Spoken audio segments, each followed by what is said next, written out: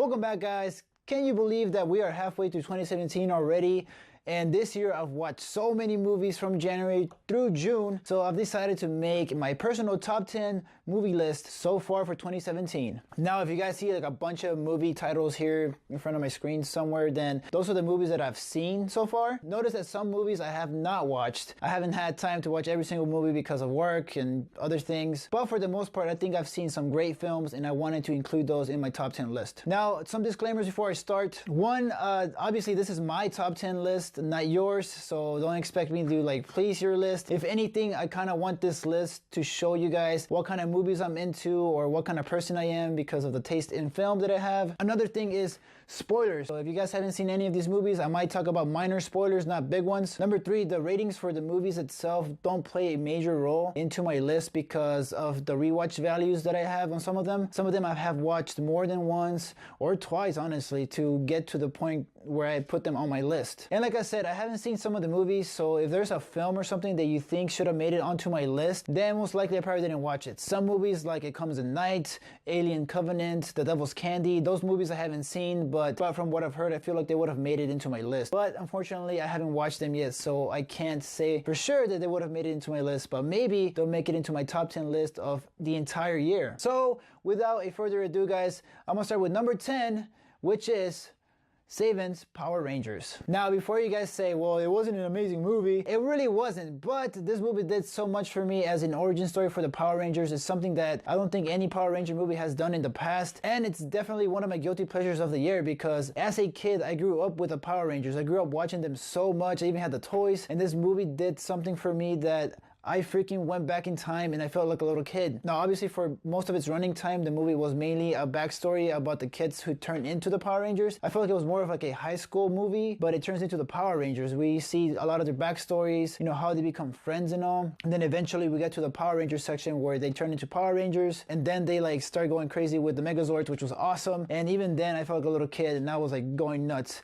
Except the Krispy Kreme part. That kind of was annoying. But besides that, I had so much fun with this movie. With this first installation, I'm really excited to see what they do with the future because I'm pretty sure the Green Ranger is going to come into play. Moving on to number 9, Split. Oh man, I was really nervous for Shyamalan on this one because let's face it, his reputation on films lately haven't been the best, but when he casted James McAvoy to play this guy that has multiple personalities, I was kind of excited, and you know, even seeing the trailer I was like, okay, this is gonna be pretty cool. This movie could have gone either really bad or pretty good, and luckily for me it went pretty good. Even with the twist ending at the end, I feel like some people didn't get that, obviously because it connects to another movie, spoiler, Unbreakable. So that had me really excited for this film. Even though some of the casting choices, like some of the girls in the movies that are like kidnapped or whatever, I feel like they were really bad in this movie, but to me it didn't let down the movie entirely. I still had a whole lot of fun with James McAvoy playing multiple people, and it was a fun movie and a fun thriller. And on top of that, this movie makes me really excited for Shyamalan's next movie called Glass. My number 8 now is gonna be Wonder Woman.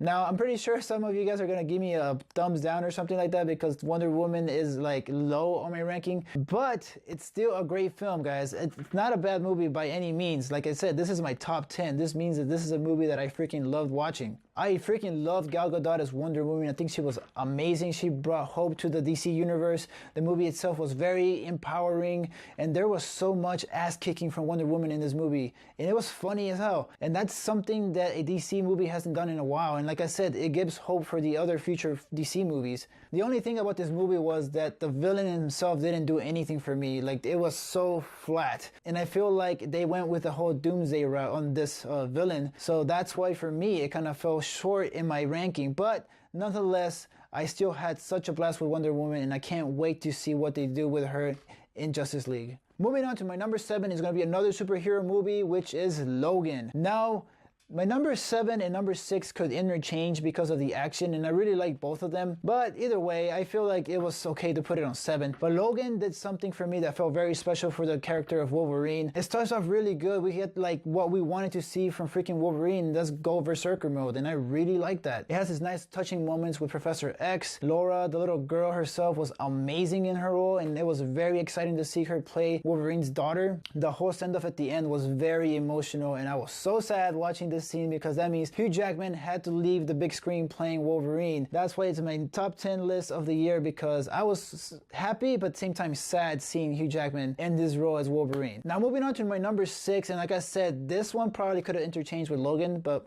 whatever. This one's gonna be John Wick Chapter 2. Now John Wick, the first one, man, that movie was awesome, and I think I've watched that one like 3 or 5 times by now, and I think that one was probably somewhere in my top 3 of that year. Now this movie was about the same as the last one because it goes with the same formula. A lot of the shooting and the action sequences are very fun in this one. They're very fast paced and very realistic actually, because we don't get like a lot of cut scenes like we would do in like any other action film. Everything is very like live, and you feel like you're seeing every single punch land on the villain or like the opponent. The only thing about this film not being higher on my list is because it kind of felt like the other one, except with like the addition of new characters or even more characters. But I still freaking like this movie a lot, and it's a great movie to watch if you guys are into action films. Now we are moving into my top 5, which my number 5 is probably going to be a little confusing for some of you who have been watching my YouTube channel for a while, because I did the review to this movie, and at the first time I liked it, but not as much as people wanted to. And I love these type of horror movies. And if you guys are wondering, it's Raw. Raw comes in at number 5, and honestly, at first, it was not gonna be in my top 10. So what I did, I was like, you know what? I need to go sleep on this one, think about it a little bit more, and then I watched it. Not once, but I ended up watching it 2 more times. I feel like I missed so many things on this movie when I first watched it because it's subtitled. So sometimes when I watch subtitled movies, I kind of like just catch myself reading text instead of watching the screen. But after watching it for the second and third time, there were so many details that I caught, and I was just like, oh my god, like how did I miss that? There's so many cool details in the beginning of the movie that makes a big impact into the reveal at the end, and it makes it even better because of how gory and bloody things get. The main actor in this movie herself was amazing in her role, and honestly, this one has a lot of replay value for me because of how detailed it is. And I was just confused the first time, and I was like, all right, I probably missed something. So I'm glad I watched it again, and definitely one of the goriest films I've seen in a while. So make sure to check this one out if you guys haven't seen it. Coming in at my number 4 is gonna be A Dark Song. Now this Irish horror indie film, if you guys don't know about this film, then you guys need to go check it out if you guys are into like slow horror movies, because this one deals with a lot with the rituals, the occult, trying to contact the dead.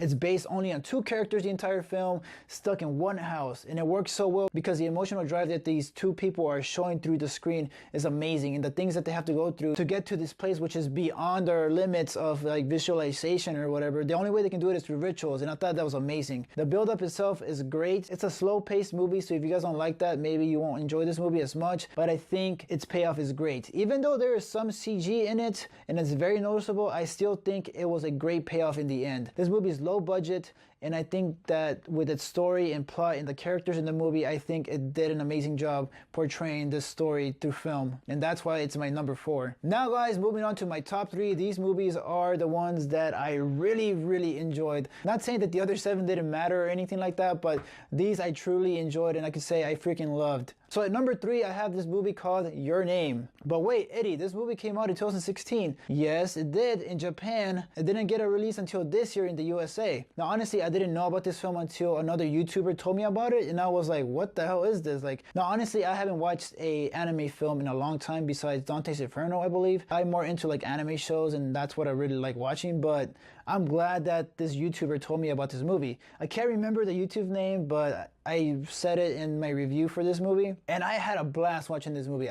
This movie blew my expectations. The characters in this movie switch bodies, not knowing what happened or how it happened, and there's a cool like spiritual connection that tells through this story, and I was just like amazed. And the way that things ends is very emotional, that like literally I almost was in tears. I think I was like sweating out of my eyes or something, but it was amazing. The animation of this movie also was pretty awesome. I really liked it. The revelations in the story itself is really good. Like there's a lot of like twists here and there, and you have to pay close attention to what's going on, because if you miss something, you're gonna be completely lost. So I definitely had to watch this movie twice because it was so good. Like I probably caught everything in the first time, but watching it again, I was just like, wow, there's so many things and there's so many thought going into this movie that like the ending just makes it so much better. And like I said, I almost fucking cried. So moving on to my number 2. Now this movie, honestly, I didn't give it a higher rating. I don't know why, but its replay value for me is so good. Like I've watched this movie like a couple of times now, and it's a movie that I just freaking love. And that movie goes to the first-time director Jordan Peele's Get Out. Taking off my hat to you, sir. Well, I don't have one, but if I did. I would. Get Out is my number 2 so far of this year because it was just unexpected. I just really didn't expect this movie to do so good in my own mind. Like the whole time people were complaining that this movie is going to be racist against white people and all that stuff, but it was nothing like that. Like it plays its racial slurs or whatnot like pretty good, and with a whole like backstory of what's really going on in this house or like this community of like crazy white folks. It was good. The acting itself in this movie was amazing. Chris, but I think I forgot his actor's name, so I'm not gonna like mess it up. I think he was amazing in this film. Also with Jordan Peele's background in comedy, I think he incorporates the comedy so well into this film because I was worried that would just take me out of the movie, but it actually doesn't. It actually makes it more badass for me to watch. The replay value on this movie is good because I couldn't stop talking about it the very first time that I watched it. I wanted all my friends to go watch this film. I was just that annoying friend, like, you need to watch this movie like right now. But it's a great horror film. It's a great way to start your directing career, and I'm looking forward to what Jordan Peele has to do in the future. The ending itself of this movie was amazing because it doesn't go like towards a cliche path,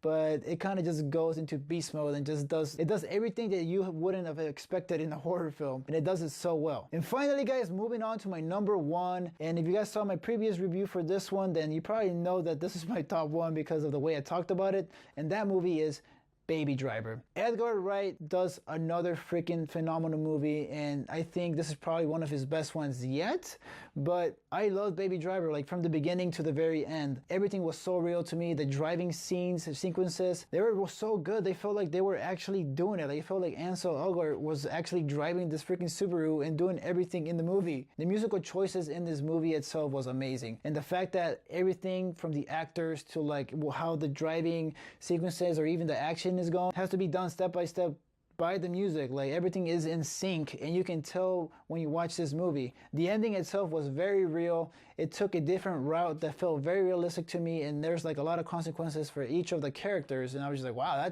that was actually unexpected but really good. This movie was fun. It was fast-paced.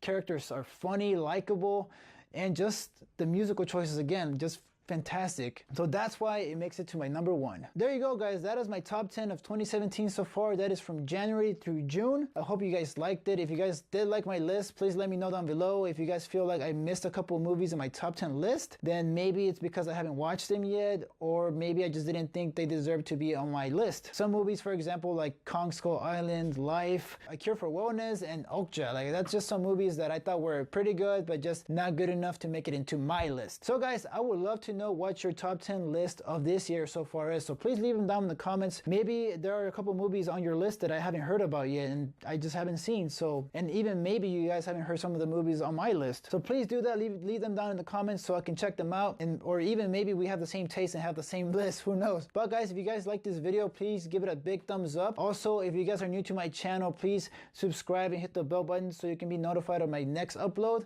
But as always guys, stay tuned.